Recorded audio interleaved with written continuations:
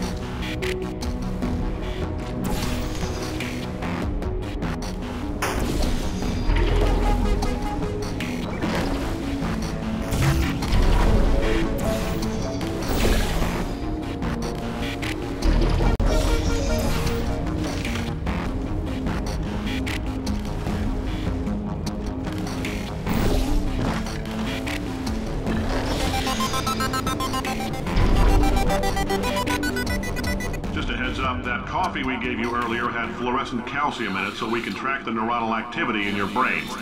There's a slight chance the calcium could harden and vitrify your frontal lobe. Anyway, don't stress yourself thinking about it. I'm serious. Visualizing the scenario while under stress actually triggers the reaction.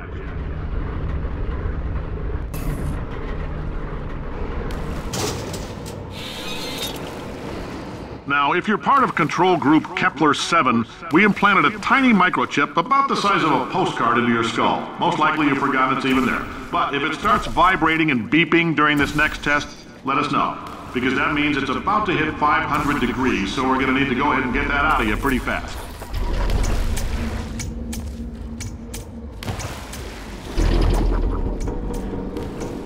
I'm telling them, keep your pants on. All right, this next test may involve trace amounts of time travel. So, word of advice, if you meet yourself on the testing track, don't make eye contact. Lab boys tell me that'll wipe out time. Entirely. Forward and backward. So, do both of yourselves a favor and just let that handsome devil go about his business.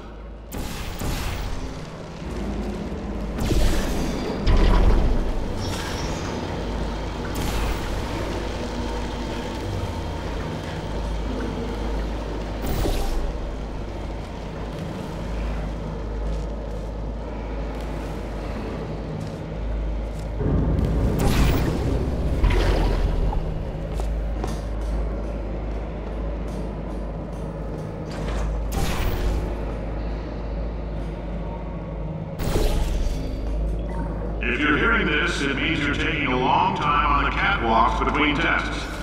The lab boys say that might be a fear reaction. I'm no psychiatrist, but coming from a bunch of eggheads who wouldn't recognize the thrill of danger if it walked up and snapped their little pink bras, that sounds like projection. They didn't fly into space, storm a beach, or bring back the gold. No, sir, we did. It's you and me against the world, son. I like your grit. Hustle could use some work, though. Now let's solve this thing.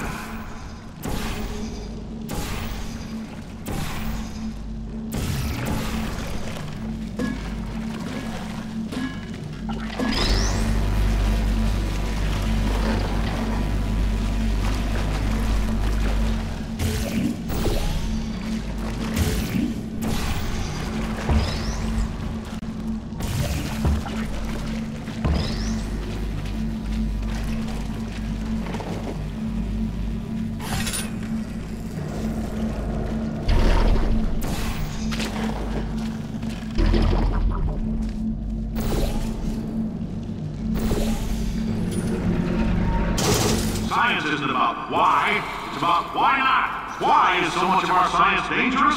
Why not Mary save science if you love it so much? In fact, why not invent a special safety door that won't hit you on the butt on the way out because you are fired? Now you test subject, you're doing fine. Yes, you, box your stuff. Out the front door, parking lot, car, goodbye.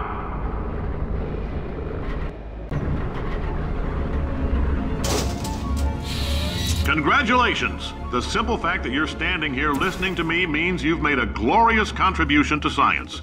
As founder and CEO of Aperture Science, I thank you for your participation and hope we can count on you for another round of tests.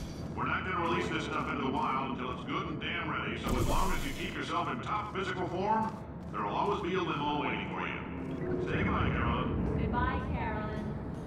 She is a gem.